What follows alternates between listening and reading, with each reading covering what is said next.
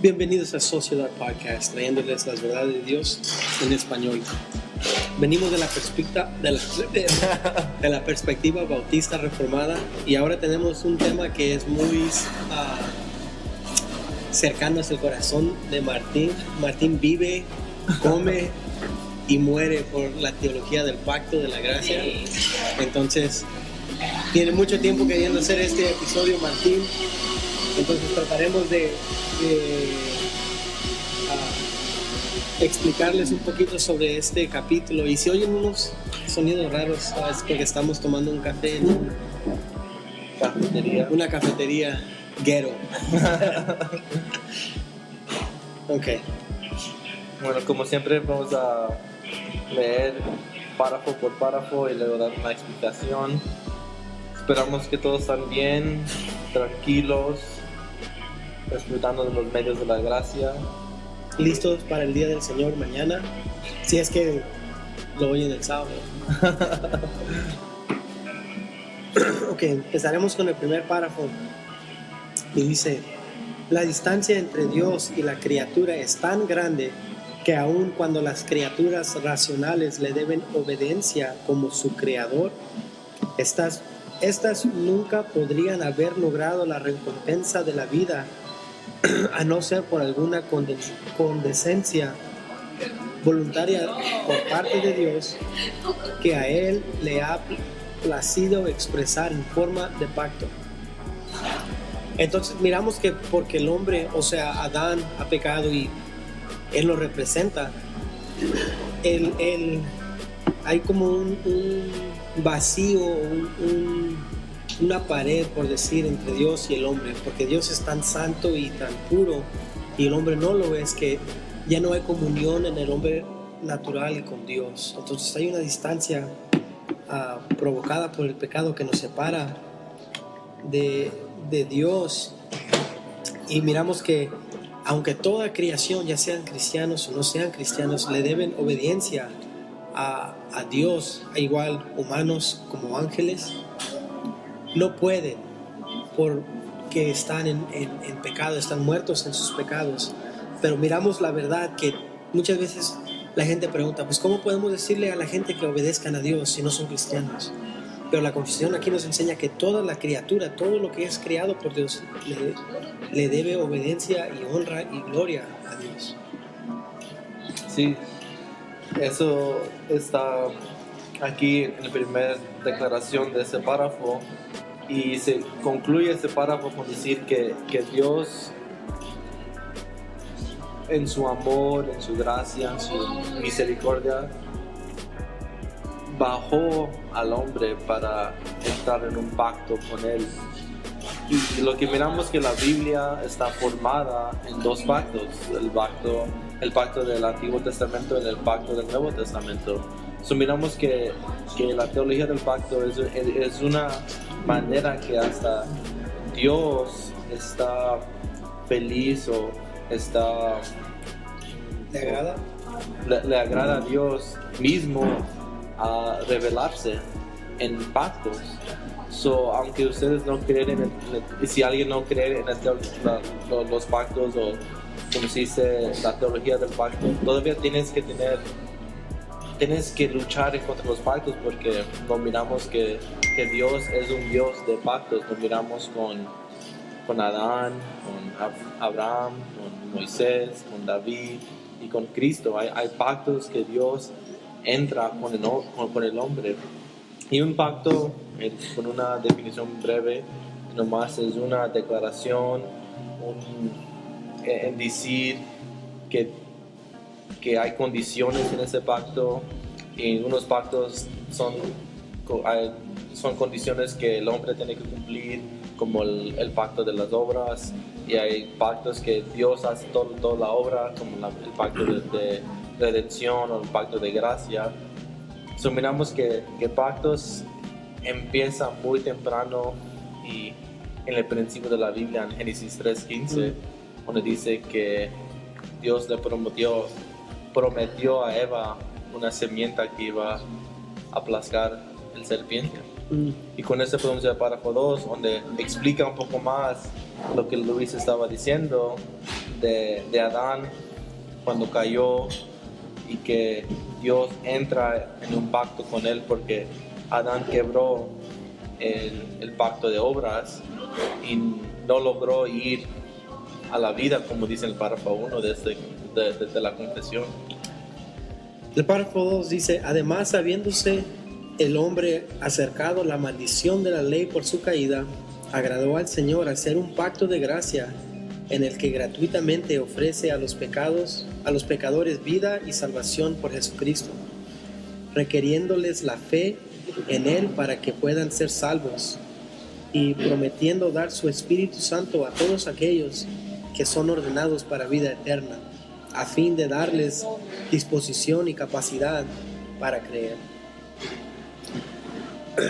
You go? Ok. Miramos aquí que después de la caída del hombre, ¿verdad? Él justamente ha merecido el castigo por sus pecados. Se ha separado de Dios y ha recibido muerte como su castigo, ¿verdad? Pero miramos que al Señor le agrada hacer un pacto en el cual Él le promete al Hijo el decirle: si tú has... Ok, that's the next chapter, huh? Which one? Covenant Like redemption? Yeah. Okay. Entonces, en este pacto que hace Dios con el hombre, les promete al hombre vida. Después de haber caído en pecado, Él les promete darles vida eterna y el perdón de sus pecados, ¿verdad? Les promete que poniendo fe en Jesucristo, Él iba a perdonar toda transgresión que ellos han cometido y que cometerán en sus vidas, ¿verdad?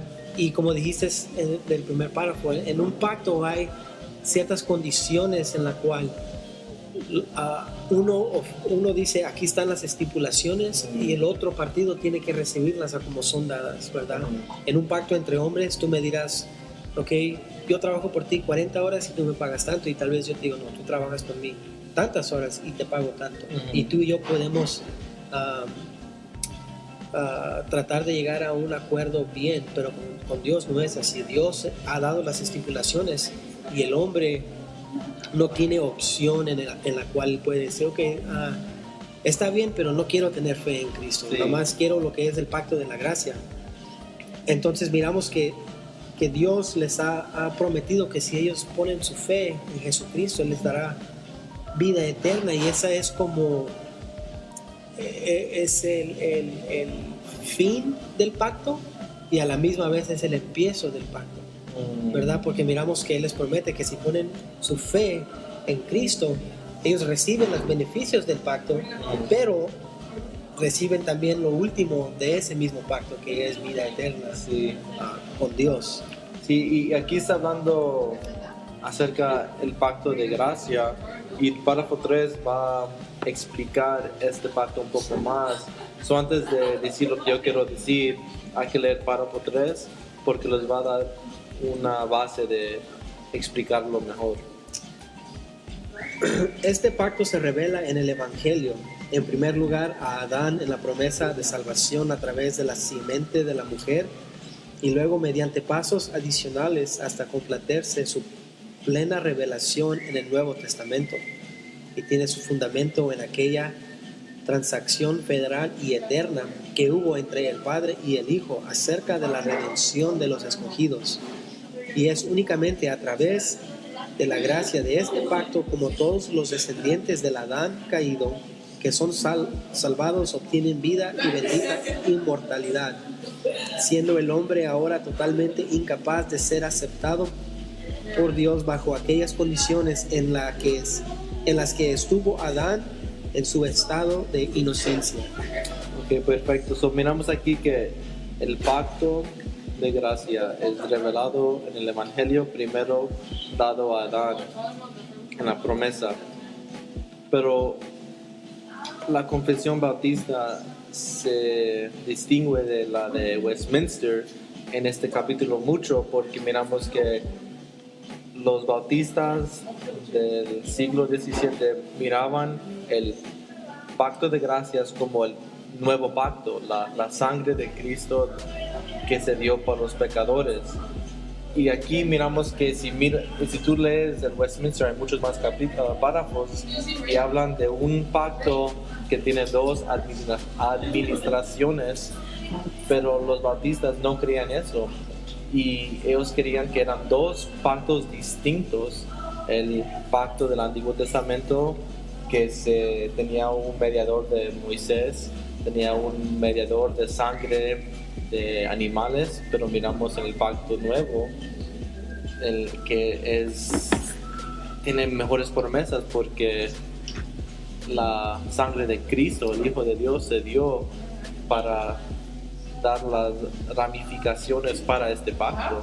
So, miramos que los bautistas de la confesión, los autores, tenían una diferente posición sobre esto, y aquí es donde podemos separarnos de los presbiterianos o los bautistas, los que, I say Pedro Baptist in Spanish, I don't know. Pedro Baptist. I don't know. A los que bautizan a niños, infantes, porque no miramos que ellos están incluidos en el pacto, y ellos hacen esa brincan del Antiguo Testamento al Nuevo Testamento. Dicen, ¿por qué los hijos de Abraham estaban incluidos en el pacto? También los hijos de cristianos están incluidos en el pacto, pero nosotros negamos eso, y es con esta formulación de los pactos de los bautistas de la confesión. Y aquí te puedo dejar a ti hablar de esto. Habla de el pacto de gracia, que está primeramente, tiene un base en un pacto de antes, un pacto eterno, que se llama como el pacto de redención. Y eso, entonces lo que miramos es que el Padre, ¿verdad?, le ha prometido a su Hijo que si Él cumplía los mandatos del pacto, de las obras, que Él iba a recibir su recompensa, que eran pecadores que han sido convertidos a hijos por medio de la sangre de Cristo. Pero este pacto se le hace al Hijo en manera de igual como pacto, como Dios hace, bueno, tienes que hacer esto para recibir esto, ¿verdad? Entonces Dios requiere de su Hijo que llegue en carne, requiere que cumplan los mandatos de la ley que se le dio a la nación de Israel. Y Adán. Primeramente a Adán, ¿cierto? Y requiere que Él muera, ¿verdad? Para cumplir la redención de los pecadores. Y estos mandatos no eran opcionales y no eran para tratar de a ver si podía haber otra manera, sino esto era lo que Dios en su santísima voluntad miraba que era lo necesario para complacer la ira de Dios. Entonces el Hijo, aceptando este pacto, ¿verdad?, viene en la persona de Jesucristo, lo que vemos en el Nuevo Testamento, y es el mejor Adán porque Él cumple todos los mandatos que eran necesarios. Y ahora, así como Adán representa a toda la humanidad, Cristo representa a todos aquellos que creen en Él, ¿verdad?, como su nuevo representante federal, ¿verdad? Pero pensamos a que esto era por medio de la sangre, porque miramos también en el Antiguo Testamento que todo pacto era, por decir, sellado por medio de sangre. Había el sacrificio de animales para como afirmar este pacto, y el pacto que hizo Dios con su Hijo no era nada diferente. Dios, en vez de ser con sangre de animales, hizo con la propia sangre de su Hijo. Y esto enseña que son pactos distintos. Yeah. Nomás porque hay sombras o tipos, eso no quiere decir que son el mismo pacto, nomás con dos administraciones. Y lo que miramos en Romanos 5 puede explicar la teología del pacto. En Romanos 5 habla de Adán y Cristo. Estás encontrado en Adán o en Cristo. Y eso se llama como cabezas federales o representantes federales del pacto. Y si tienen una chance, pueden leer Hebreos 8 y 9, y también está hablando de mediadores del pacto. Y ahí donde se encuentra que los bautistas como Nehemiah Cox y Benjamin Keach, todos los que fueron autores de la confesión, se encontraban su teología del pacto por medio de la palabra de Dios en las cabezas federales. Y la pregunta permanezca si los hijos de cristianos están bajo Adán o bajo de Cristo. Y esa es la distinción que para nosotros como bautistas tenemos que mantener, que nuestros hijos todavía están bajo el pecado de Adán hasta que tengan fe en Cristo. Luego ahí son trasladados del reino de las tinieblas al reino de luz de Cristo. Y muchos libros y muchos videos y clases se han dado sobre el pacto, y eso nomás es una breve exposición de lo que dice la confesión, pero esta teología del pacto primeramente para cristianos, y si eres un cristiano que eres calvinista, si eres un cristiano que eres calvinista y bautista, tienes que saber esta teología del pacto para tener una completa teología de cómo Dios entra en relación con los hombres. Y nomás para terminar, ¿verdad? Leeremos lo que es Hebreos 8 y miramos que hace una distinción sobre el viejo pacto, el pacto del Antiguo Testamento y el Nuevo. Y aquí es lo que cuando lo poquito que he estudiado me sale más que todo lo que he entendido, es que en hablar sobre el pacto viejo y el nuevo usa estas palabras, dice: pero ahora tanto mejor ministerio es el suyo cuanto es mediador de un mejor pacto. Si es el mismo pacto del Antiguo Testamento, ¿por qué es que dice que ahora es un nuevo mediador, que es Cristo y no Moisés? Y luego dice que es un pacto mejor. Sí, ¿verdad? Son mejores promesas. Entonces, como dices, para entender un poquito más, usted tiene que leer el libro de Hebreos. Sí. Va con los lentes o con el propósito de entender la teología del pacto, con eso en mente. Sí, y yo creo que cuando leo el libro de Hebreos, estoy leyendo un libro que me está dando una teología del pacto de la perspectiva bautista y reformada, porque todo el libro se dedica a cómo el nuevo pacto, como Jesús es mejor de lo que encontramos en Moisés y el pacto del Antiguo Testamento. Y aunque sabemos que no son diferentes dioses, es un plan de redención, un plan de salvación. Tenemos que mantener que sí hay una distinción entre la sangre de los animales y el sangre de Cristo. Lo que se mira en el Antiguo Testamento son tipos y sombras que se realizan en el mediador, el Mesías actual. Y ya no es sombra, tenemos toda la luz de revelación en Cristo, y por eso no estamos dependiendo en lo que va a venir, porque ya vino la promesa que se dio a Eva. Amén. Amén. Chao. No, con eso los vemos, y como siempre, si tienen preguntas o cualquier comentario o algo, se los entrego a Luis porque él es nuestro cartero. Pero sí, nomás esperamos que este episodio nomás es una forma de introducirles al pacto, a los pactos de dioses, para que ustedes sigan estudiando eso, porque merece toda nuestra atención. Chao.